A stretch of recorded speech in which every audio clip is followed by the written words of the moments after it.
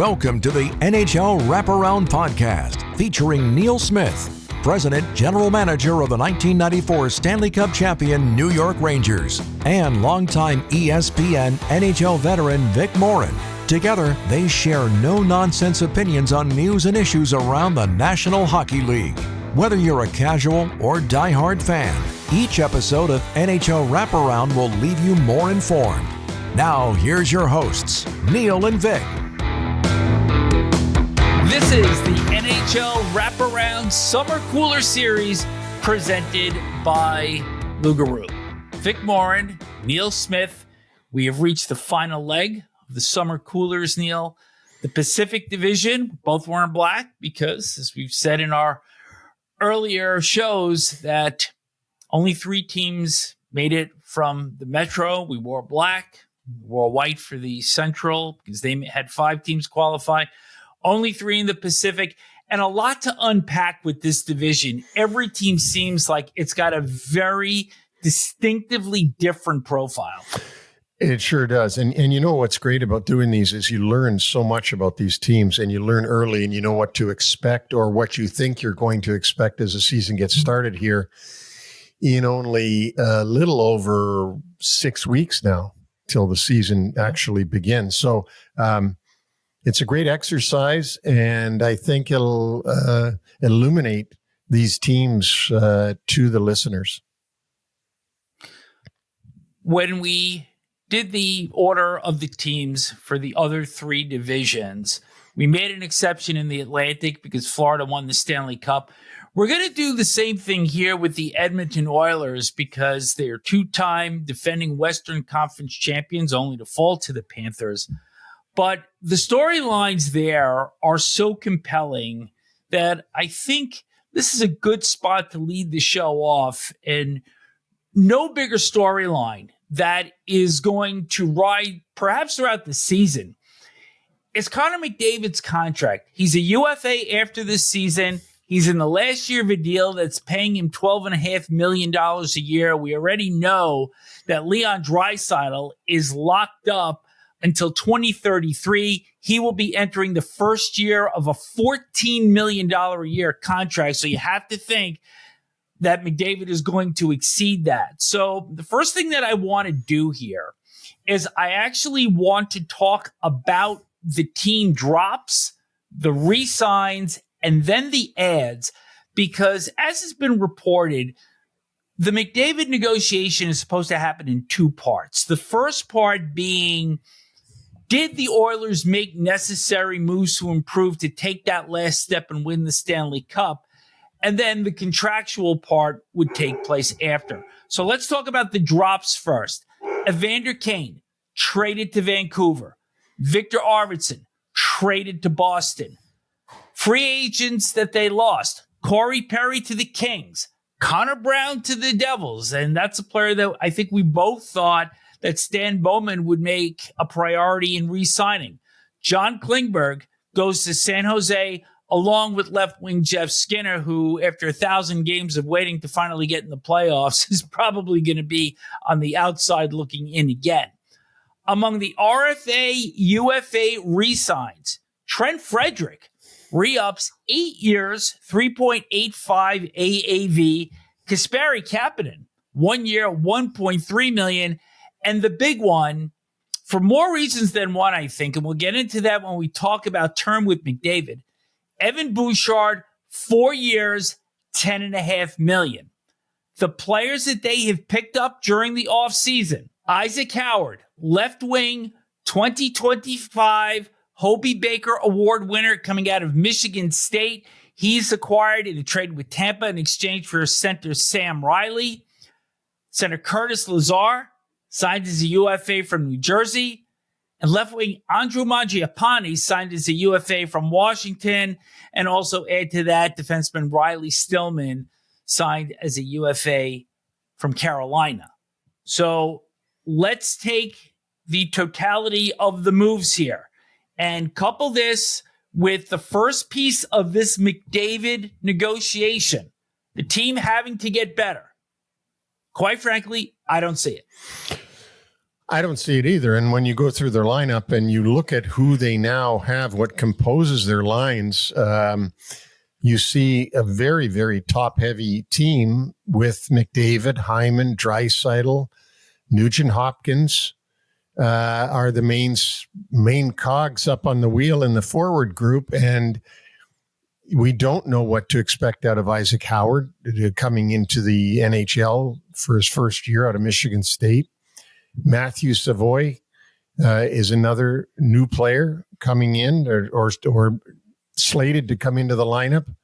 And then Vasily Podkolzin, I don't know what to expect out of him. You know, Vic, you've got Matthias Janmark. He was on the team last year. We know he's a fourth line player. Adam Henrique is 39 years old. Kasperi Kapanen is really a fifth line player that goes in and out of the lineup all the time. Trent Frederick, they gave the new contract to, but he's just a grinding third liner. Mangiapane had played in Washington last year after many years in Calgary, but is nothing to really get excited about other than he's an ad. So I just don't see good depth here for this group because McDavid, Hyman, Draisaitl, and Nugent-Hopkins, I mean, there's your power play basically. And if you can shut them down, there's not much chance of the others contributing other than the unknowns like Isaac Howard, who we don't know. Will he be a star right away? Will he ever be a star? Couple that with the fact that the Oilers are the second oldest team in the NHL, averaging 31 years of age. Only Pittsburgh is older. So now let's bring the other piece of this in, that if you're Stan Bowman, you're trying to negotiate with Connor McDavid. Obviously, McDavid would love to win in Edmonton, but do you see him locking up for 8 years, similar to the way Leon Draisaitl did? Or do you see it more closer to the Evan Bouchard deal where he is locked up for only 4 years? They're going to have to pay him at least $16 million, which is unconscionable to me that any hockey player would make $16 million. But if Leon Draisaitl's making 14, obviously Connor McDavid's got to make more than him. And is it just going to be 15? I doubt it. It'd probably be 16. I don't know. If you're McDavid, it's all up to Connor McDavid. And I think it's all between Connor McDavid and the owner of the Oilers. I really don't even think this is a GM negotiation. I think the GM can take the information given to him from the agent and deliver it to the owner. But at the end of the day, it's the owner that's going to make the decision on signing these checks. At what point does it stop becoming about money? Stop becoming about money? Yeah. I think if Connor McDavid wants to go and try his hands someplace else, and it won't be about money. It'll just be about, I want to go somewhere else. I want to be, I don't know. I want to play for Toronto. I'm just picking that out because he's from there. It'll be whether Connor McDavid wants to commit to his whole career being in Edmonton, or does he want to go somewhere else? And, who knows what the answer to that is. If a deal is not consummated, could you see a situation similar to the one with Mitch Marner and the Maple Leafs and the Golden Knights, where it was a trade to Vegas and Marner signs for 8 years somewhere else? Could you see the same situation with McDavid? No, because I don't think that that Edmonton will let it get into the situation that Toronto let it get into, where Marner had complete control over the negotiations and over where he ended up going. By the time they realized their window was closing, it was slam closed on the Maple Leafs, and they were stuck for the whole season with Mitch Marner. If you remember with Marner, they asked him if he would take a trade to Carolina, and he wouldn't do it. So he had complete control over the process, and when he decided to leave at the end of the year, he left. I don't think that'll happen with the Edmonton Oilers in this situation. It would be shocking if they didn't re-sign him, because we just can't imagine Connor McDavid playing somewhere else.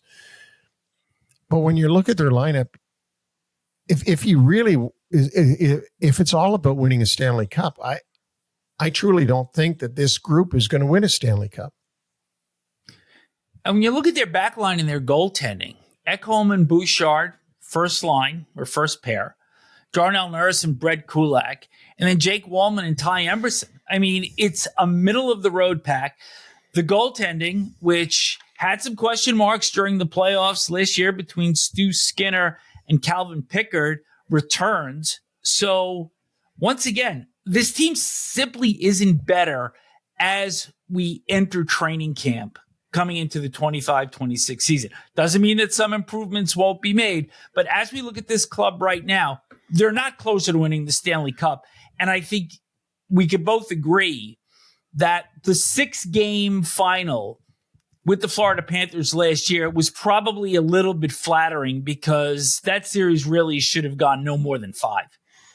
Agreed. And I agree with you on this Edmonton Oilers team too, that I don't think they're any closer or have made improvements over that team that lost in 6 in the final. I don't think that what I'm seeing is better than what skated off the ice in Florida. So we'll have to see. There is some unknown, so that we're not being completely negative about them.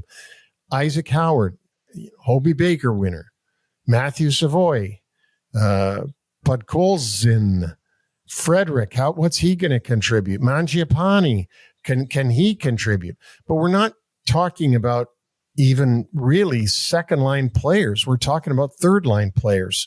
And so, and if Howard doesn't have a good start, who plays on the first or second line? And Podkolzin, and Savoy. I mean, there are some real question marks here that could go either way.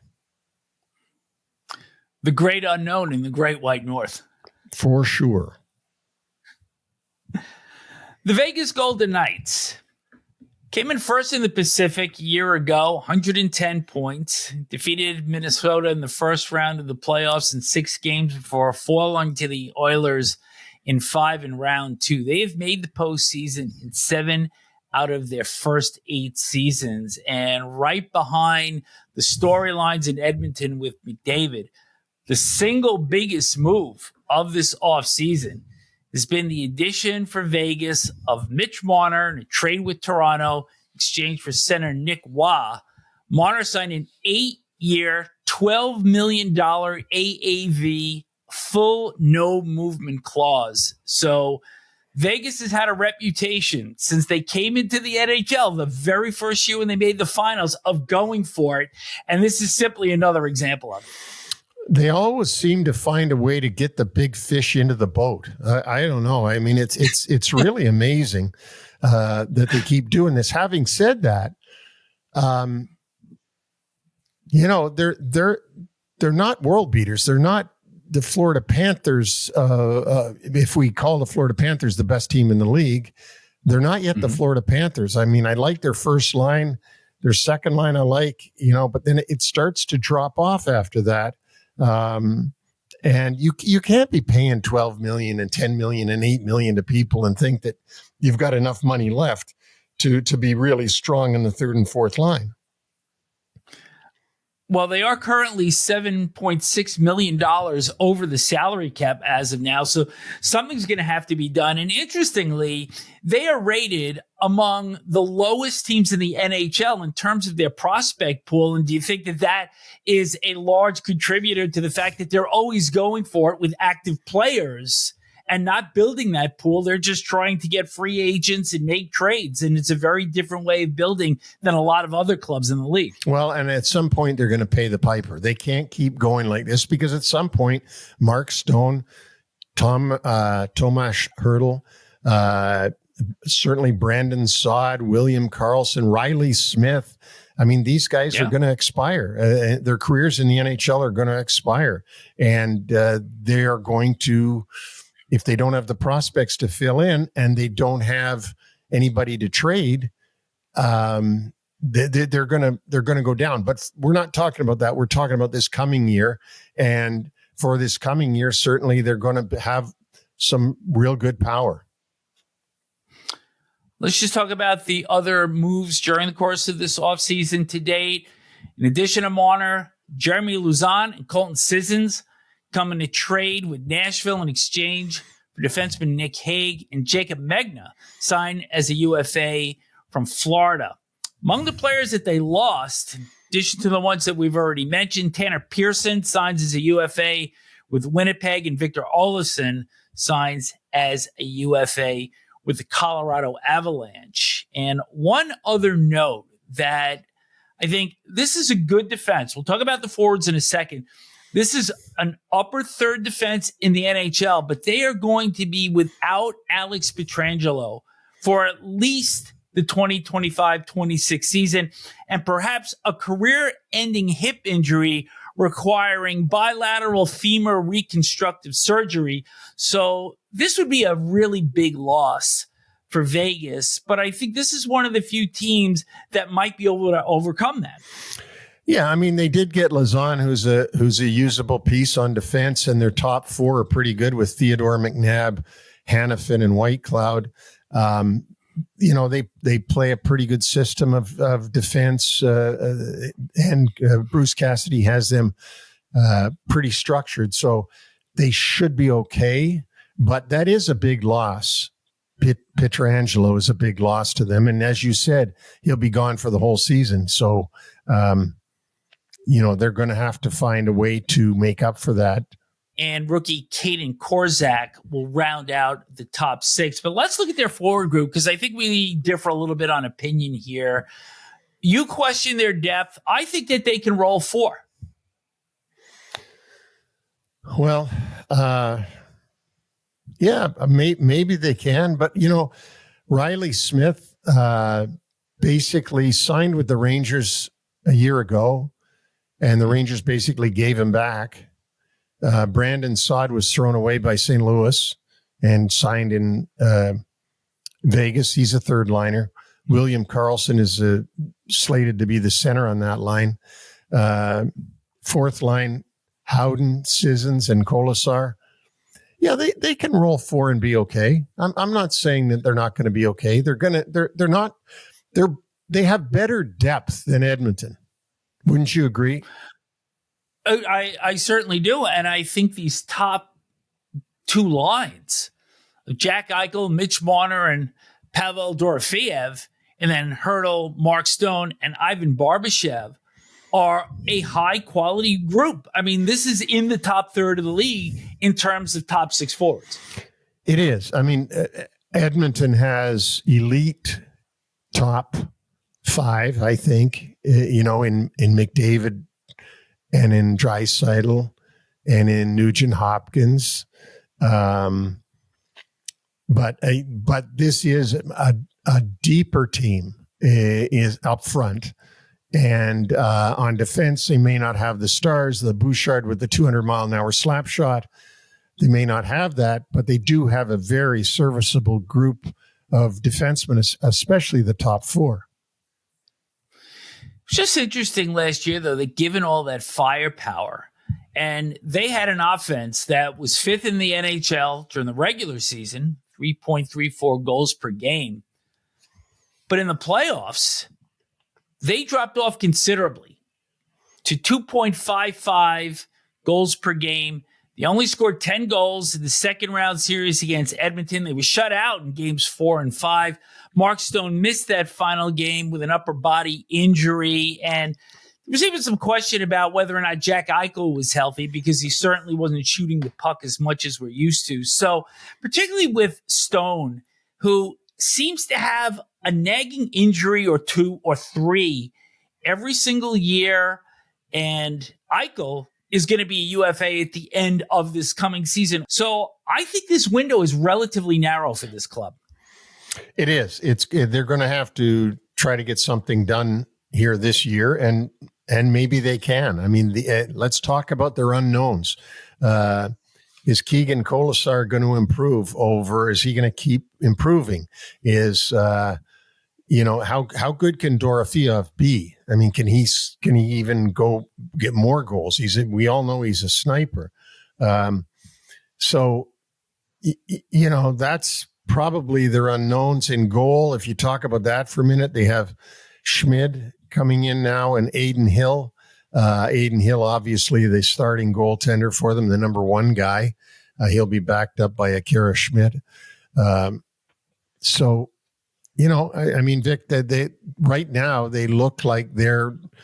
We'll get through the rest of this division, but they look like they are going to be fighting for first place all year in the Pacific Division. And I think the one thing we can say about Aiden Hill, as compared to maybe Stu Skinner in Edmonton, he's won the Stanley Cup. Maybe not spectacular, but he got it done. And I've advocated for Skinner, but you can't argue with the championships here. True. And, you can't hang it all on Stu Skinner, but certainly when they played the last 2 years against the Panthers in the final, Bobrovsky was better than the Edmonton goaltending. And he's an elite goalie, Bobrovsky, no doubt about it. But they didn't lose only because of goaltending. The Los Angeles Kings, a lot to talk about here. For the fourth consecutive spring, they lost to the Oilers in the opening round of the postseason. And before we get into that series, which was one that they completely had in hand on several occasions and let get away, let's talk about the moves that Ken Holland has done in his first year as Kings general manager. Here are the signings. Corey Perry from Edmonton, 1 year, $2 million. Yoel Armia from Montreal, 2 years, $2.5 million. Cody Ceci from Dallas, 4 years, $4.5 million, which I think surprised a lot of us. Brian Dumoulin comes in from Jersey, 3 years, $4 million per year. So just those first four players, average age 34.3 years, and believe a lot of people had questions about these signings.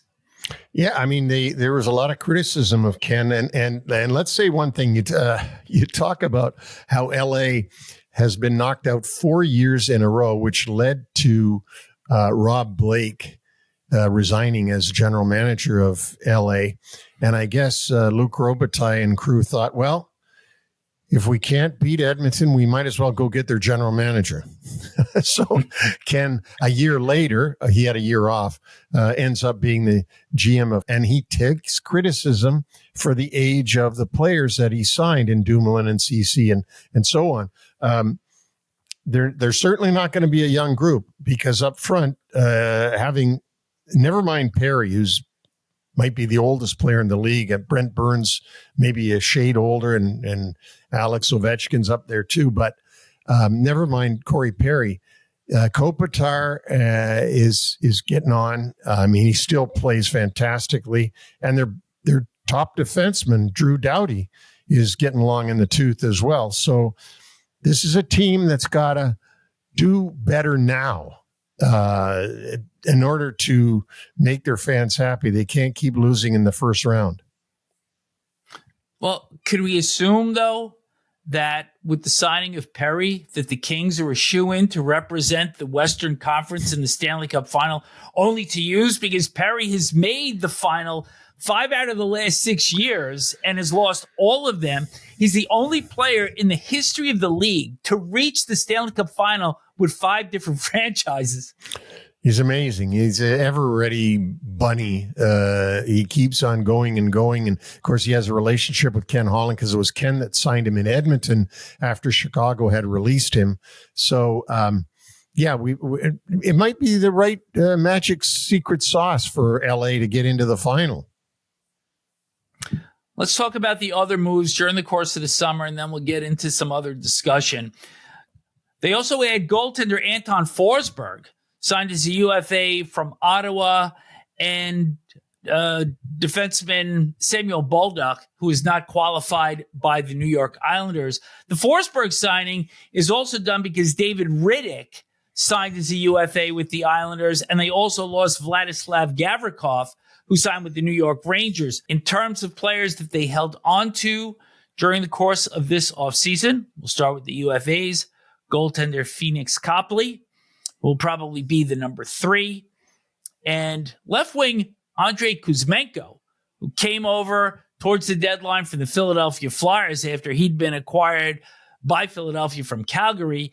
And also promising right wing Alex Laferriere, 3 years, 4.1 AAV. So you look at this club right now, and even though they are veteran, they are older, they've got some good young players on this team, and you've got to go back and look at that series against the Oilers this past spring to see how much more growing pains this team has to endure before they take that next step and at least get into the second round.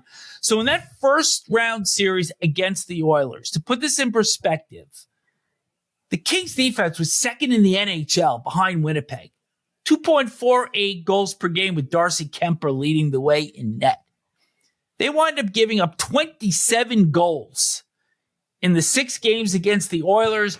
You remember in game 1, they blew that 5-2 lead, but they wound up winning in the final minute on a goal by Philip Deneau. They won that one 6-5, but that was kind of a harbinger of what was to come.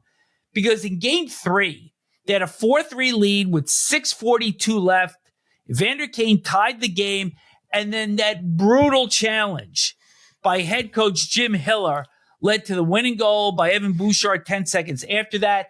And then in game 4, they had a 3-1 lead in the third period. Bouchard ties the game with 29 seconds left. If you remember, Quinton Byfield made that ill-advised play at the blue line trying to stick handle out of the zone as opposed to just flipping the puck out. So you look at this, they were close. And when they exerted that physical style on the Oilers, Edmonton couldn't move. And this was really a case in multiple games in that series where they simply took their foot off the gas. Well, they simply couldn't hold on. And Edmonton had the confidence that they could come back, and they did. And the team that we had seen all regular season disappeared for LA, I think. You're right. Jim Hiller made a bad move, but he's a rookie head coach calling for that challenge. And that cost them dearly. And that's all it takes sometimes in the playoffs is one thing like that. But, on the upside for this team, Kuzmenko was very impressive to me, the way he could play, especially on the power play. Adrian Kempe, I think, is a young star that's going to continue to progress. Kevin Fiala is a good player. Remember last year he was late for a meeting and wasn't dressed by Jim Hiller during the regular season. Quinton Byfield has a real upside to him. He's coming along in his game. I like Moore. I like Deneau. I like Fogle. So they do have some depth on this team. They don't have stars up front. They don't have, besides Kempe, but they've got, if you want to manage by committee, they've got, I think, 4 solid lines. Now, where I think, Vic, that they've tailed off a little bit is what can we expect out of Drew Doughty? And they lost Gavrikov in free agency to the Rangers.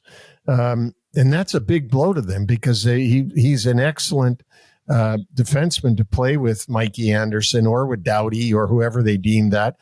And they go and replace him with the older guys that we just mentioned. So I don't think their defense is great. It's serviceable, but it's not great. I think they're better up front than they are on the back line. And the defense is probably mid-range, and the forwards in the top half of the league for sure. But you could also tell that this team is, even though they've got some good young players, and Byfield, mistake aside, in game 4 of the series against the Oilers, I thought it had a really strong second half. And I think that trajectory is going to just continue to go upwards here. But they're not deep in terms of their prospects. And given the ages of their veterans and the guys that they signed, and the fact that Jim Hiller was not brought in by Ken Holland, because obviously Ken Holland starting his first year, Jim Hiller's already there. What do you think the patience level is going to be if this team gets off to a slow start? Yeah, I would think that Ken's been around a long time, so he'll probably be very patient with the coaching. But once he sees it, if and when he sees it, it can't keep going. He knows enough people around the league and knows who's out there, who's available.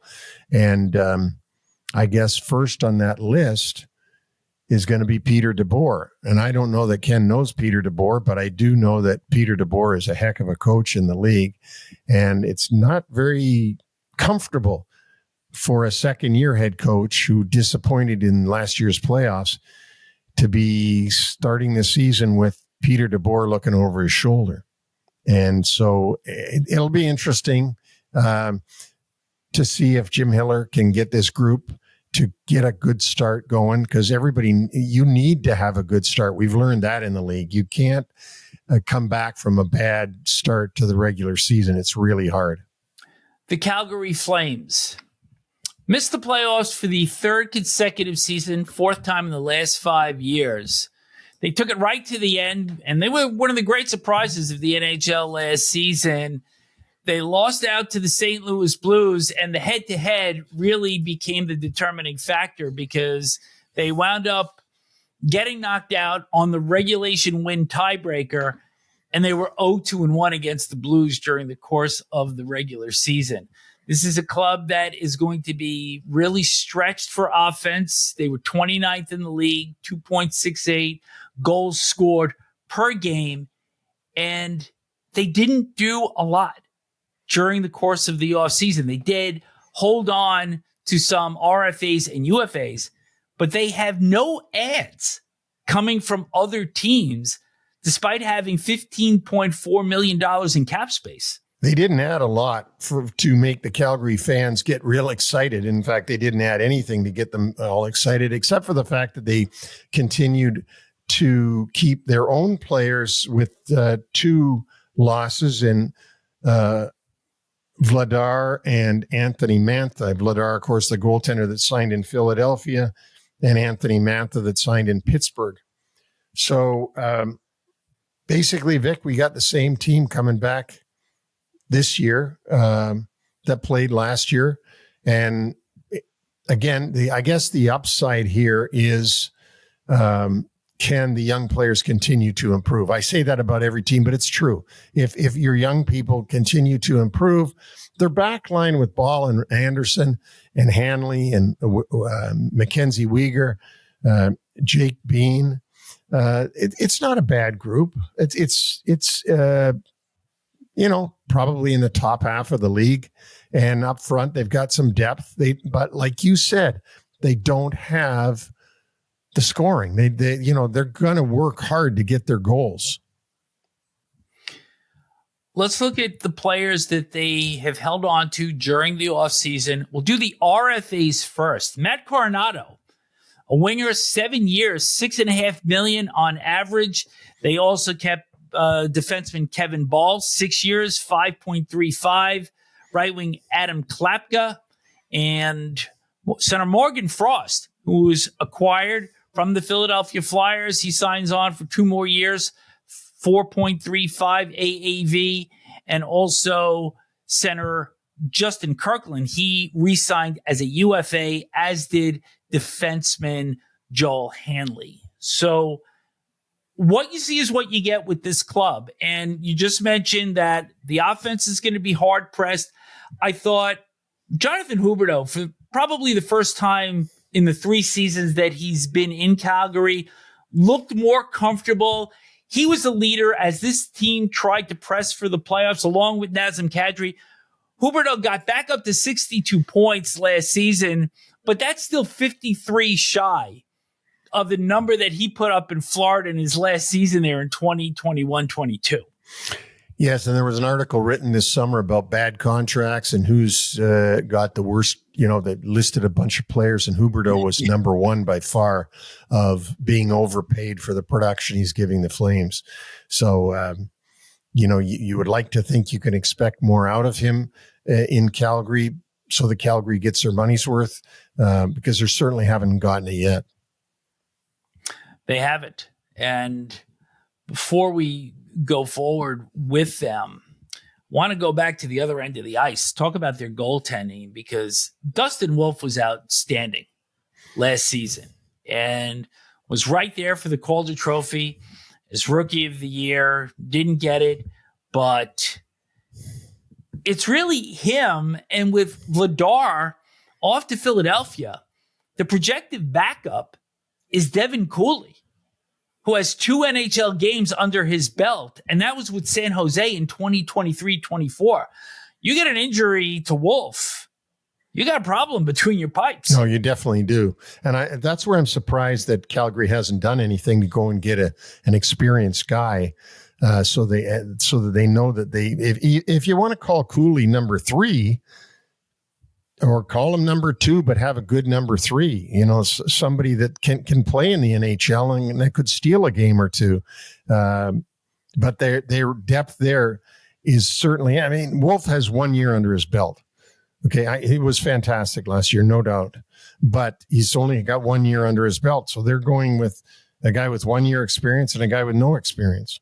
Before we wrap up with the Flames, a couple of notes on their back line. That Rasmus Andersson, still a Flame. There was a lot of rumor last year that he was going to get moved. He'll be a UFA after this season, so we'll see if the Flames can extend him longer term, or if they look to move him if the Flames fall out of playoff contention.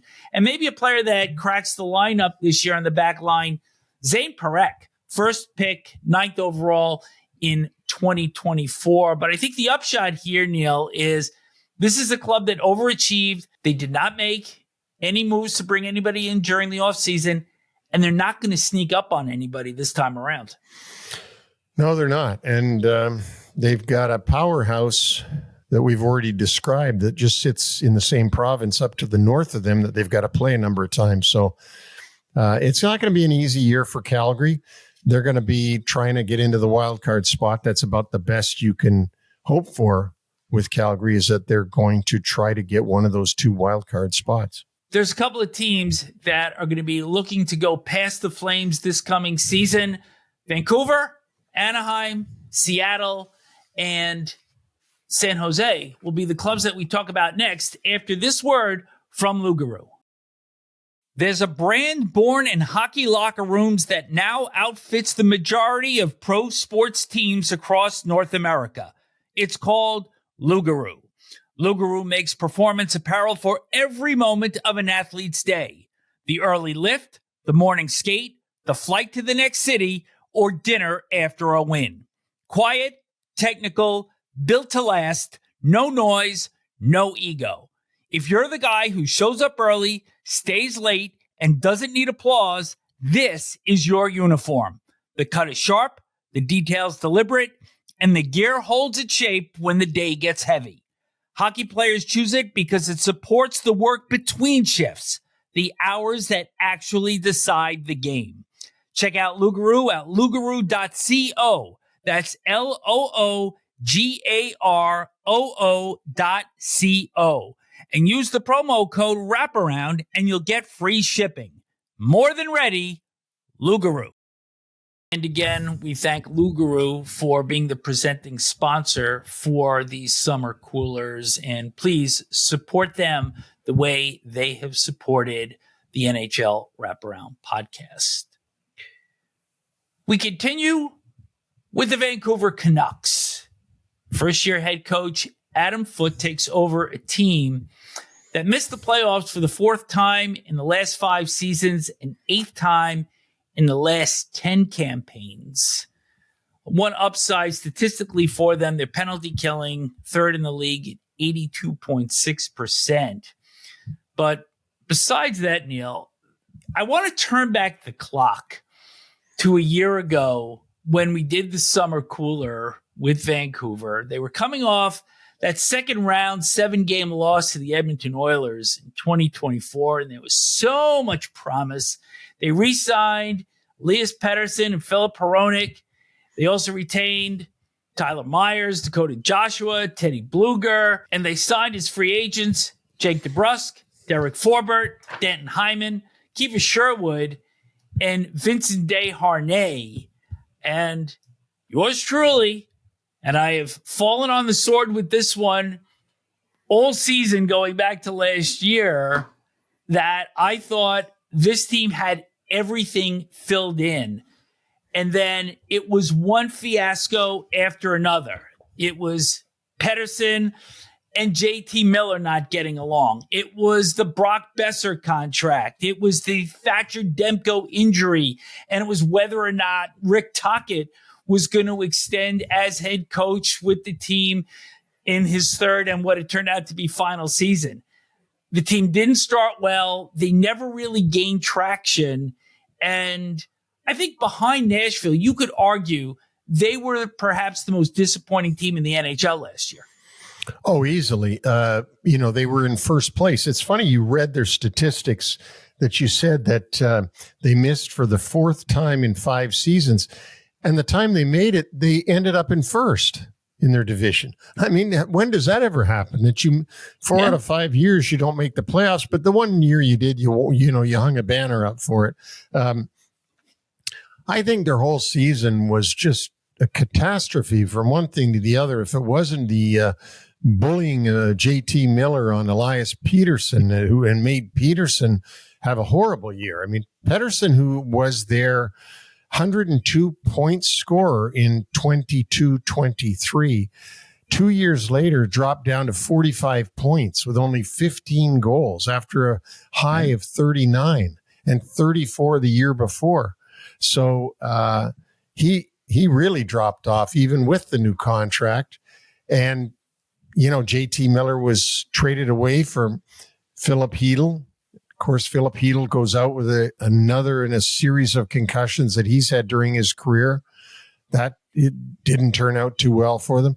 Brock Besser, who is one of their best players easily, was allowed to try free agency, although he did sign back with the Canucks. The fact is that he could have walked away and decided not to. So there was a lot of things. I mean, the Rick Tocchet thing, was he going to come back? Was he not? Now he ends up back in Philadelphia. That's strange too. How many times does a coach just walk away and go somewhere else? And then Adam Foote now is getting his opportunity to be a head coach in the NHL. So it was a bizarre year. Quinn Hughes was hurt for a number of games for them, and he's their franchise defenseman, a former Norris Trophy winner. So, not to mention the fact that they've got 3 guys on the team that all have the same name, Pettersson. Yeah. And they got 2 guys that have the same first and last name in Elias Peterson, the defenseman whose middle name is Nils, and of course, the aforementioned Elias Pettersson, the former 102 point scorer. Let's hit the offseason movement for this club. And as you mentioned, after everything that went on with Brock Besser, he winds up staying on for 7 years at $7.25 million. They also re-signed Thatcher Demko for 3 years at $8.5 million. They also keep center RFA Atu Ratu, who's slated in as a third center behind Pettersson and Philip Hedl. In terms of one other significant add, get Evander Kane from the Oilers, gives him a little bit more jam up front. He comes in on June 25th. They also signed P.O. Joseph, who's not qualified by the Pittsburgh Penguins, and Chase Stillman, who was acquired in a trade with the Pittsburgh Penguins for goaltender Artur Silovs.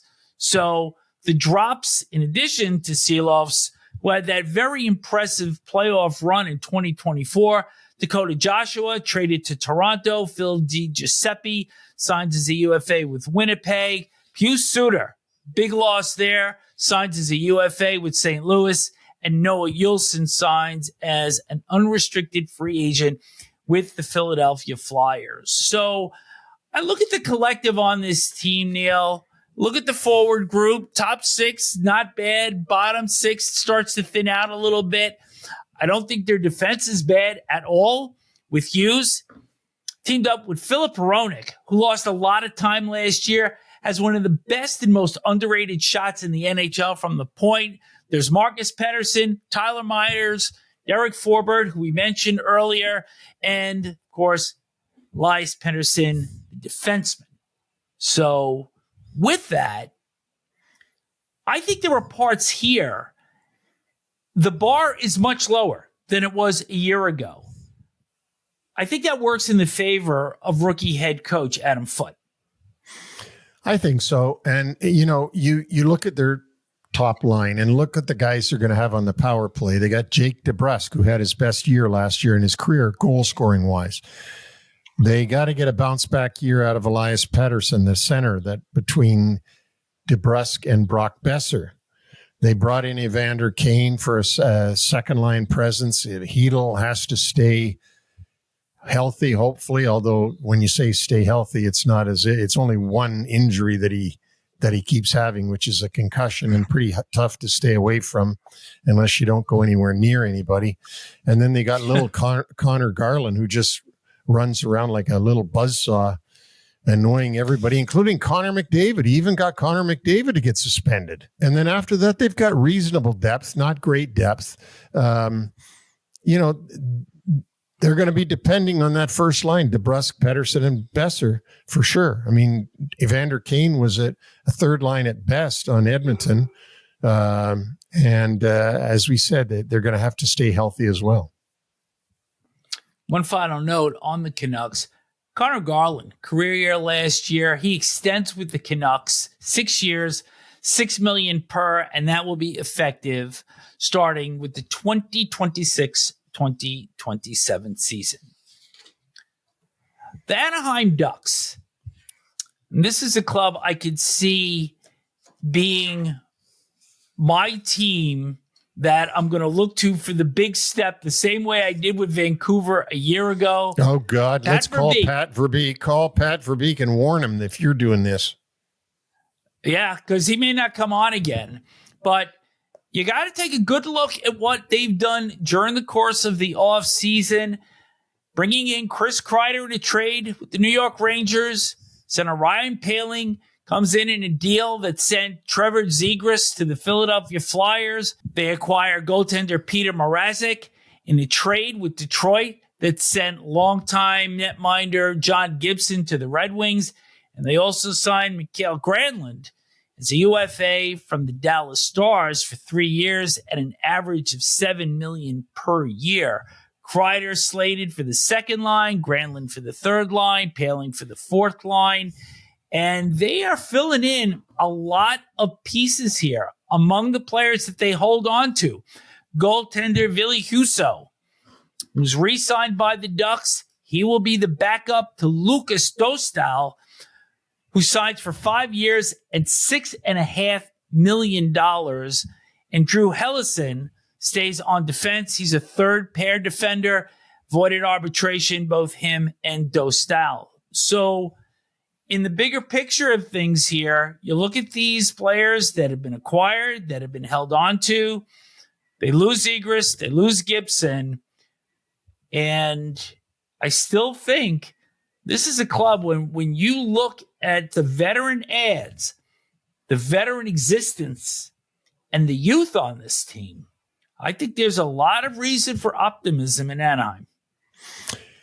I think there is a reason for optimism, and I think Pat Verbeek is turned this thing around nicely. I mean, we would have said two to 3 years ago that automatic, basically, that they're not going to be in. I don't think it's automatic that they won't make it this year.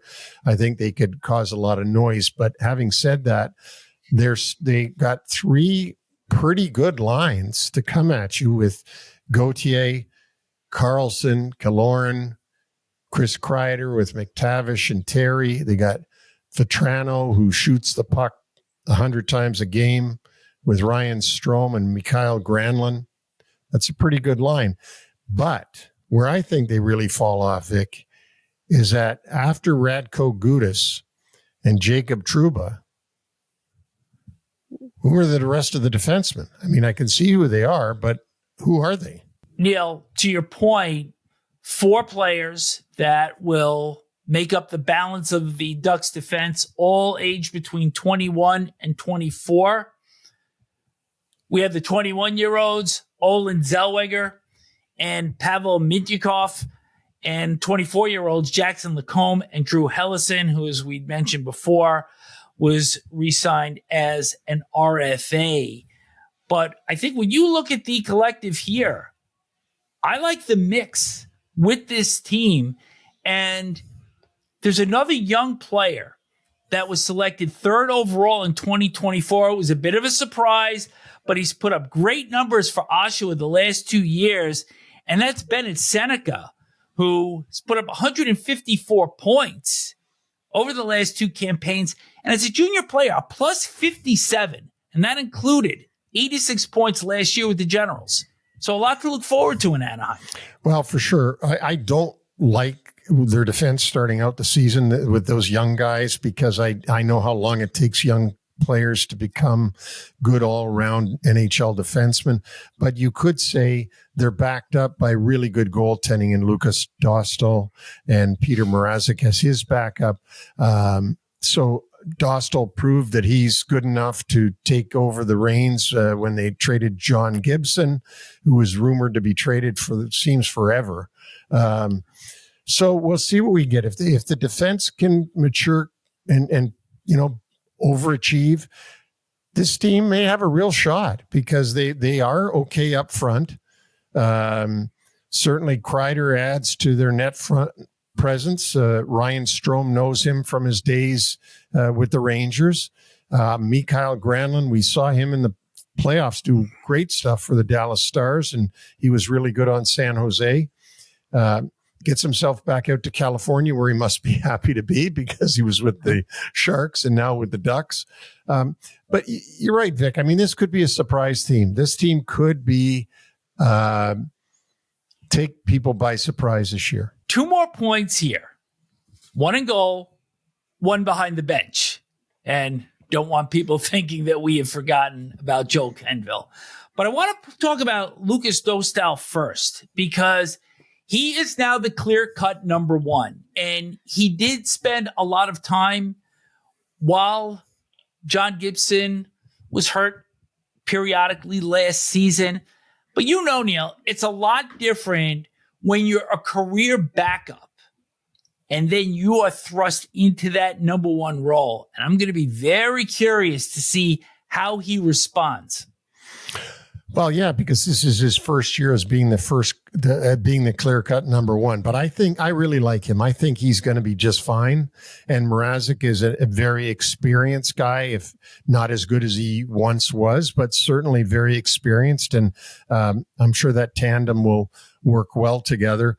I have more confidence in Dostal than I have in that group of defensemen. We'll see what happens, how these young guys go. That's the unknowns, right? It's always a question marks as the young guys because you haven't seen them enough and they haven't shown you enough to predict how they're going to play. But I do think that Pat Verbeek has, with his hiring of Joel Kenville, has put them in position to have a good shot at a wild card spot. So let's talk about the second winningest coach in NHL history, only behind Scotty Bowman. And we had Verbeek on earlier in the summer, and the club went through considerable vetting of Kenville, who had been out of the league since the fall of 2021 for essentially inaction regarding the video coach with the Chicago Blackhawks when they made their run for their first of the 3 Stanley Cups last decade in 2010. I think the guidance that Kenville can give this club, and it's not to take a shot at Rick Tocchet for his work in Vancouver last year because he was coming off an Adams Trophy winning year, but there is something about the championship pedigree that Kenville brings to a club that appears now ready to take that next step. Where do you see his influence on this team taking the greatest shape? I think that he's going to be good for the young players. He was a defenseman himself. I think the relationship that he's got with Pat Verbeek that we talked about when Pat Verbeek was on, that goes all the way back to when they played on the Whalers together. I think that's really important. I think that he can have an influence all over the club. He has shown that he can get players to overachieve and win championships. We're not even close to that with Anaheim, but I think he'll have a positive impact throughout the organization with his experience. Certainly a team to look for to push for the playoffs in the spring of 2026. The Seattle Kraken. Neil, of the 32 teams that we will have covered, this one kind of excites me the least because there's not a lot here that I could say is positive in terms of the club getting into the playoffs or even pushing for a bubble spot. They were 27th overall in the NHL last season. Lane Lambert replaces Dan Bosma behind the bench, who was hired a year ago. He only lasts one season. Why him?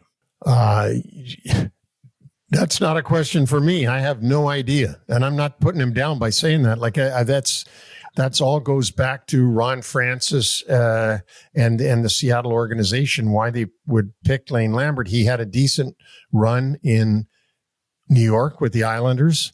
He didn't do a bad job there, but I don't know. You know, they did it quickly, Vic. They did it right before they did it before the playoffs ended, I believe. And so I don't know why. It's just a situation with them where you have to wonder if this is a club that's being haunted by two things. First of all, the Vegas Golden Knights and how they came into the league making the Stanley Cup final in their very first season. But then the Kraken had a great run deep into the second round in their second season of the NHL. They have missed the playoffs the last 2 years. And it feels to me like the franchise is fighting this, both of these cases. Yeah, I mean, I got to say, like, I like a couple of things that they did in the offseason. Besides the new GM that they put in place in Botterill, replaces Ron Francis replaced himself with Jason Botterill. And again, if you ask me why Botterill, I would say I have no idea. You know why Ron Francis would step away from being the GM, which is a thing that he's been pretty good at. But I like the Mason Marchment pickup from Dallas. I think that gives them some more firepower up front. I do like also the Ryan Lindgren acquisition as a free agent on the back end. I liked Lindgren a lot when he was in New York. I do think, Vic, that they've got a pretty good defense core. When you talk about Vince Dunn, who's really good offensively, Adam Larson, Brandon Montour, and now Ryan Lindgren. I think their defense is okay. And I know they didn't do a lot, but they did enough things, and we'll see what Lane Lambert can get out of this group. They're not the worst in the league by far, but they didn't do a lot of exciting things in the offseason. They also acquired Frederick Gaudreau in a trade with the Minnesota Wild, and they signed goaltender Matt Murray for 1 year, $1 million from the Toronto Maple Leafs. In terms of their RFA, UFA re-signs, we start with the UFAs first. They held on to center John Hayden and defenseman Josh Mahura. And their RFAs of significance, Ty Cartier, left wing, and Capo Caco, who I think found a home in Seattle after kind of getting out of the pressure cooker in New York. He re-ups for 3 years at $4.5 million AAV. There are notable drops. Andrei Burakovsky traded to Chicago in the Joe Veleno deal. And then Veleno winds up getting released, winds up signing with the Montreal Canadiens. and Mikey Esamont signed as a UFA by the Boston Bruins. I think also, Neil, what's significant is there hasn't been, there's not a lot of fanfare with the offseason moves here. And more importantly, some of these players have to start performing from within the organization that have been there. They've got a little bit of tenure. And I think it's going to be imperative on them to have an upswing this season if this team is going to compete. I don't think they're a wild card team, but if they're going to give it a push, they need guys like Jared McCann to start stepping up a little bit here. Because 2 years ago, McCann came off a 40-goal season. I think surprised a lot of people, and dropped to 29 the following year and only 22 last season. And Matty Beniers, Calder Trophy winner in 2023, he's only had 35 goals and 80 points over the course of the last 2 seasons. That's an average of 40 points per season. I mean, even I could figure that out. And that's not going to get it done for a team that's kind of middle of the pack in scoring. Their power play, with Jessica Campbell actually in charge of it in her first season as the first female behind an NHL bench, actually dropped from 16th in 23-24 to 23rd last season. So those are all components that need to improve in the 25-26 season. Absolutely. And you've got to hope, if you're Seattle and their fans, that you can get some career years out of some of these guys. Capo Caco, Matty Beniers, Jaden Schwartz, Mason Marchman prove himself. Shane Wright suddenly show why at one time he was slated to go first overall in the draft, and then he slipped, and he's still never been able to be a regular player. A game in and game out player. As I said before, I think their defense is okay. I don't mind their goaltending with Joey Decord and Philip Grubauer. And then they've got, as you mentioned, they signed Matt Murray, 2-time Stanley Cup winner in Pittsburgh, although that seems like decades ago. He's their number 3, as he was in Toronto. So, Lane Lambert's going to have to come in, change whatever was wrong in the atmosphere with the Kraken last year, and start to put in his way of seeing the game and his systems, and get these guys to play a lot better than they did last year. You like your goaltending? I mean, I don't mind it. I don't hate it. It's not terrible. It's, it's Grubauer, Decord. I mean, it's not great. Okay, you win. It's not good. I mean, here's my upshot here is I don't play fantasy, but I did look at a couple of things just in terms of how goaltenders were valued. And Philip Grubauer, 2 years ago, was projected to be in 40% of the pools, and last year dropped to 5%. And I don't think he would be in anybody's selection mindset this year as a goaltender. I think he's underperformed there. I think Decord is okay. I think Murray's a crapshoot. And I think that this is a marginal group between the pipes, to say the most. You know what, partner? I can't argue with you on that. I said I liked them, and then you made me refocus again. And that's a place that they're not very good, and they got to be better. I'm also a little bit more hopeful on Shane Wright because he was the 4th pick in 2022, did have 44 points last year and was a +4. So he plays on a line with Mason Marchman and Eli Tolvanen. I think he can improve those numbers, maybe get up to 60 points this year. And this is another guy that if he could push his way upward, it is certainly going to help make this team a lot more competitive than, at least on paper, I'm seeing them right now. Yeah, I mean, last year was his first full season with the Kraken, and as you said, he got 19 goals, 44 points. He was a +4, which is hard to do on a team that's losing. before that, he'd only had 5 goals in his career in the 2 seasons that he'd played in the organization. So he finally broke in last year, but he's going to have to continue to show why he was a number 4 overall pick in the 22 draft. Just to go off on a little bit of a tangent here, one of the stats that really amazed me with this team last year was Adam Larson, defenseman, still managed to finish with a plus 22. Wow. On a team that finished the season 24th on team defense. Yeah, that is amazing. And as I said earlier, their defense is okay. I mean, they're not going to lose because of bad defense. They're probably, you've hit the nail on the head. Their goaltending isn't very good, and they're going to have to put some pucks in the net at the other end to make up for it. If you're saying that I'm hitting the nail on the head, this is a good jumping off point for me on Seattle. Let's move on. We wrap up with the San Jose Sharks. Neil, to me, this club looks a lot like where Anaheim was a year ago. They didn't lose much, but they pick up the following players via trade and free agency. I'm going to start with goaltender Alex Nedeljkovic, trade with Pittsburgh.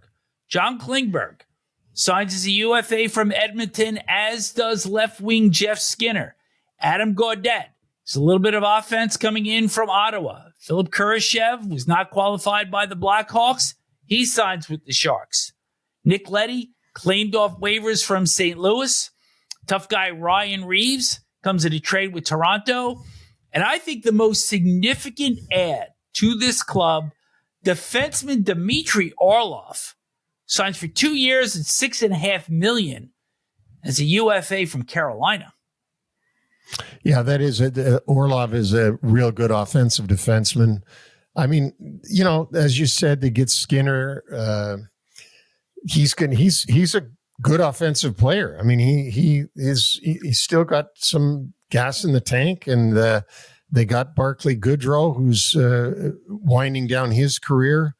I still don't think they have enough, though, to be a team that's going to bang on the door for the wild card spots. I think they're going to be in that last group. You know how we have the teams that are for sure in, then we have the bubble teams, and then we have the group that's beneath the bubble teams, and I believe they're going to stay in that group beneath the bubble teams.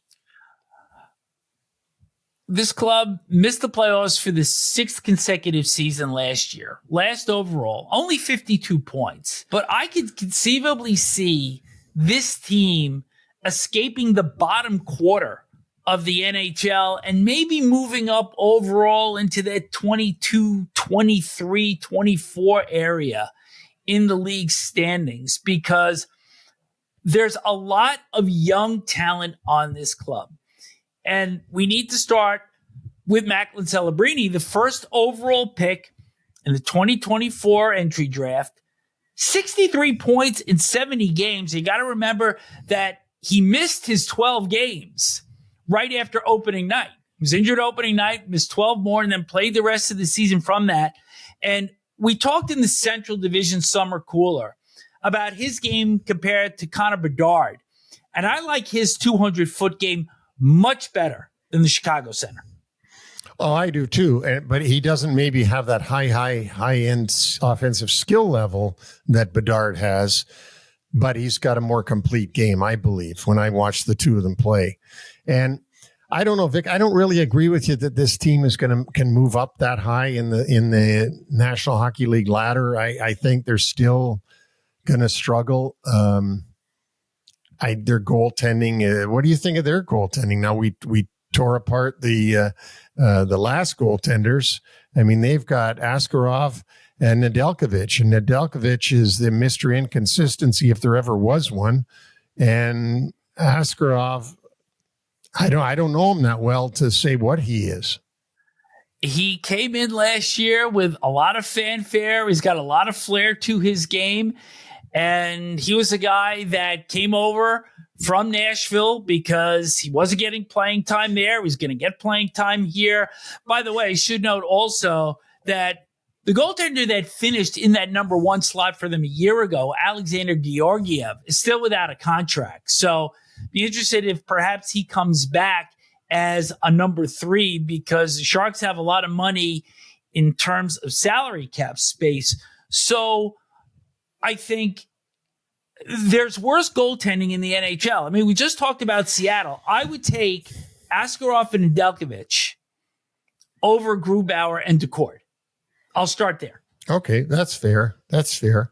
I mean, I would rather see San Jose with Georgiev than Nedeljkovic, but maybe that's just it's pie in the sky dreaming on my part, because Georgiev did have some decent nights with Colorado and was was pretty good as a young guy in New York. I don't understand why Georgiev, his game has dropped off the way it has. But anyway, we're talking about the Sharks. Yeah, I'd take Nedeljkovic and Askarov over the goaltending that we saw just now in Seattle. Not to get too far away from the subject of the Sharks, but I could also see a guy like Georgiev perhaps signing in Calgary to give them a little bit more depth, because they certainly don't have a lot behind Dustin Wolf. But we digress, because I also want to talk about another player that had a really strong second half last year, and he slotted in as the number 2 center behind Celebrini, and that's Will Smith.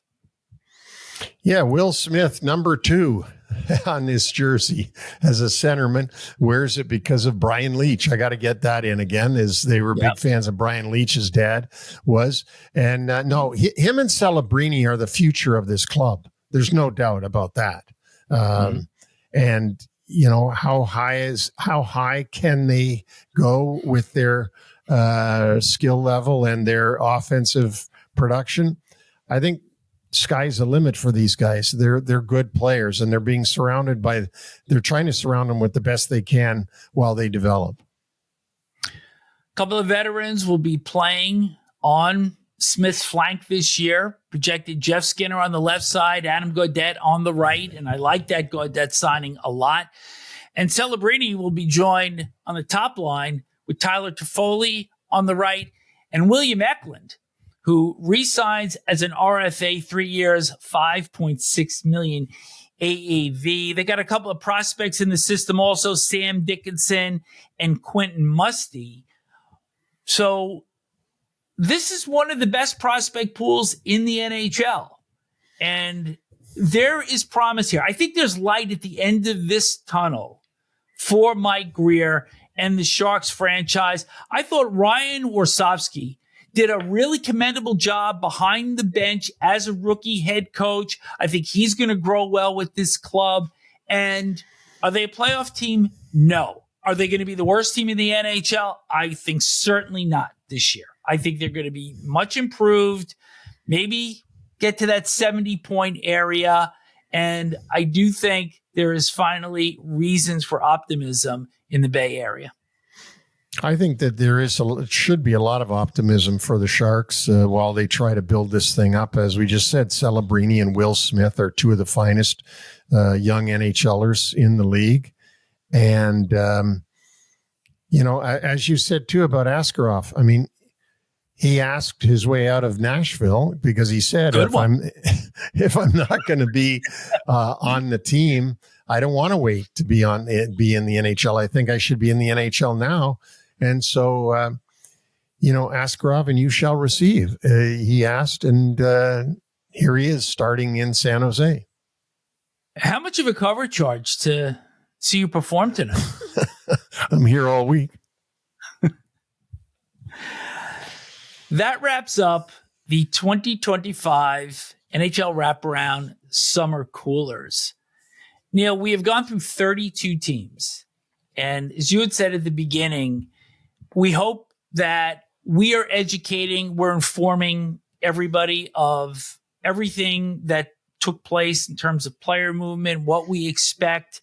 We try to be objective as possible with every club. We try to look at the positives, we try to look at the negatives, and we give our honest assessment. And I believe that we have accomplished that this year. I think so. Not that we didn't last year. No. I think we have, and I don't look at anybody through rose-colored glasses, and I don't have any bias against any teams in the league. I just try to look at factually what's gone on with them, how much of the teams either improved or not improved. Are they getting closer to their goal? Everybody, as we just said, if you look at the league, you've got the upper echelon in every division. And those are the teams that are hoping that somehow they can get to the Stanley Cup. Then you've got the bubble teams that are trying just to get into the playoffs and displace a playoff team. And then you've got the lower group that are just going to see how good they can be. But they know they're not a playoff team, or they don't think they will be, but they're going to see how much they've improved, how much closer they are to being a playoff team. So, and I think you should have gotten a good picture of all of that after these 4 summer coolers. And a reminder that all 32 teams will be available individually as shorts on YouTube. And I think also, Neil, before we sign off here, the amount of detail and the amount of names that are spoken, it's a lot of information to take in. It's a lot for us to research, but hopefully fans of all 32 teams will be able to take something out of what these 4 shows have brought forward. Yes. And hopefully, no matter where you're a fan, whichever team you like, you have gotten some information and some outlook about how the season looks at this point in August of 25. One thing we can be sure of, the Florida Panthers going for history, their 3rd consecutive Stanley Cup, and 31 other clubs will be chasing them. So with that, we'd like to thank Lugaroo for being the presenting sponsor of all 4 NHL Wraparound Summer Coolers. And while we're thanking people, let's thank you out there, the listeners.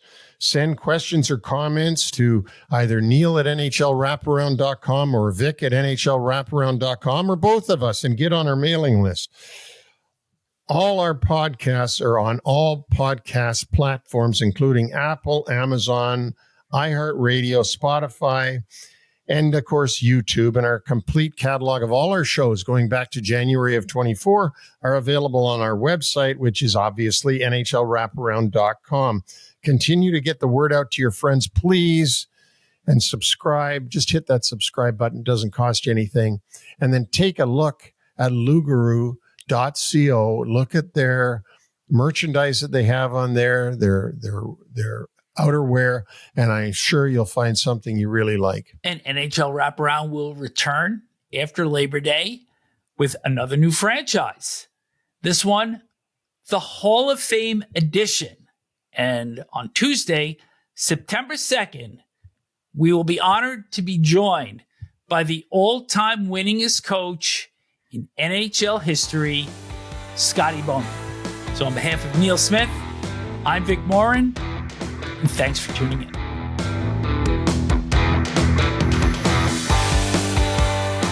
Thanks for joining us on the NHL Wraparound Podcast. Don't forget to subscribe to stay up to date on all the NHL action.